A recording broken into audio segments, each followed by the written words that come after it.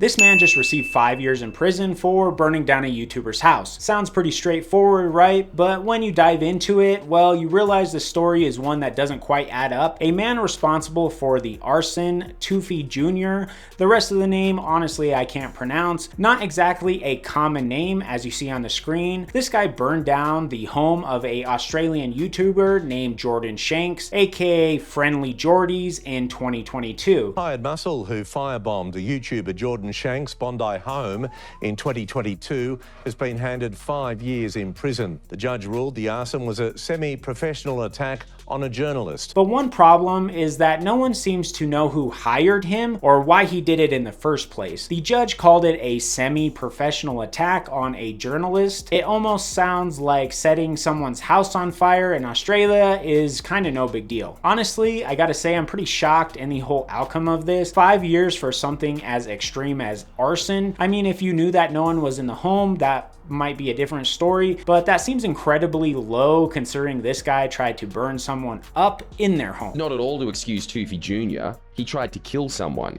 He burnt down a house with no regard for not only the other potential occupants, but neighbors, which were the elderly, and for all he knew, could have been children. Even worse, because his motives are murky and seemingly transactional, he seems to have just been waved away with he was just the hired muscle. He tried to kill people. He burnt down a house. Things are a little bit scary in New South Wales, if you ask me. In his defense, he gave the usual "I've turned my life around" speech. His criminal record, not exactly a glowing example of reform. And as of today, here's what we know. He stole a Mercedes, cloned the plates, staked out the house of Shank. He then poured petrol or gasoline in 3 places around the home and then set it on fire. The fire destroyed parts of the house and smoke even spread into the neighbor's house. Shanks wasn't home at the time, luckily for him, but if he was, it could have been really bad. The main problem here, well, no clear motive, no evidence he even knew who Shanks was, no personal beef, no grudges. So why would a complete stranger go and do this?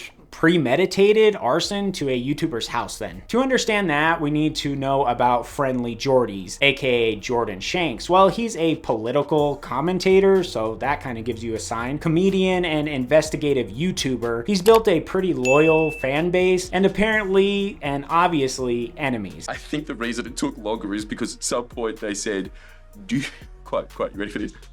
Do you have any enemies? To which I said, how long you got?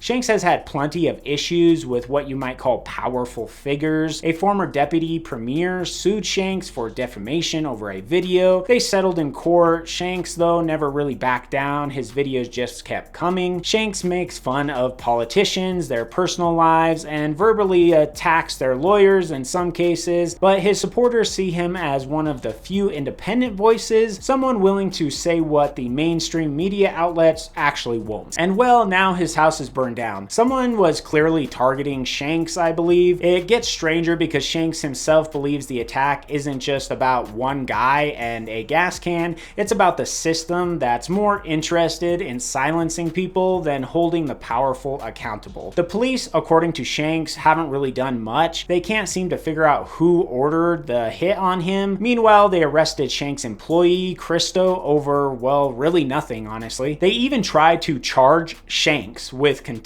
for making jokes about how they're doing their job, aka poorly. Shanks believes a New South Wales police force is politically compromised, that there's a lot of evidence to back that up, from the police minister using illegal machine guns and a political figure skirting the law. In the Western world, you'd be hard-pressed to find a larger, more politically compromised police force than the New South Wales Police, headed by a man who takes out the bins for Scott Morrison both metaphorically and literally. Not only that, it seems New South Wales Police Minister David Elliott supposedly has so much control over Commissioner Mick Fuller, he's gotten away with numerous clear-cut crimes that would land any normal people in jail. New South Wales Police Minister David Elliott has done everything from using illegal machine guns to impersonating cops, but apparently that behaviour doesn't even warrant a charge from the police force run by Scott Morrison's bin man. It's hard not to think something deeper could be happening here. What adds to this mystery a little bit, Shanks had recently mentioned the Almadine Crime Network, who is one of of Australia's most notorious gangs in a video just a few months before the fire. I honestly didn't know Australia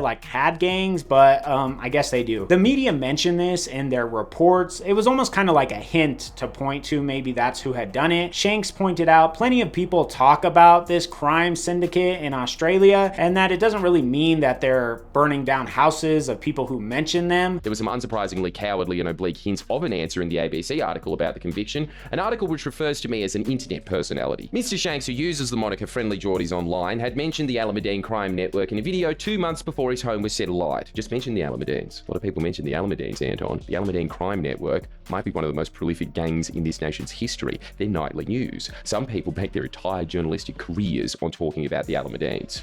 They don't get their houses burnt down. But with all of the political issues around this, I wouldn't be surprised if it wasn't even a combination of both, but I am just speculating here. I mean, the judge did say that he considered it to be a professional attack. The official narrative, in a way, just doesn't add up. No one's asking the hard questions about who really ordered the attack. Nobody's trying to go after who hired this guy to possibly do it. Maybe it's because they don't care, or maybe they're part of it themselves. Even today, we don't know who pulled the strings. The police seem content with the outcome. I think looking at this, all of it really shows something is just not right about the whole case. As for Tauese Jr., well, he would be out of jail in just a few short years. 5 years for basically attempted murder is ridiculous in my opinion. One thing's for sure, Shanks' house was set on fire and it was well premeditated. Probably because of his YouTube videos and people with power that didn't like them. And that is honestly infuriating. Who's really behind Friendly Geordies attacks? Sadly, we probably won't ever know. This whole thing shows people have too much power, intimidation, and corruption. Hope you guys like the video, like and subscribe.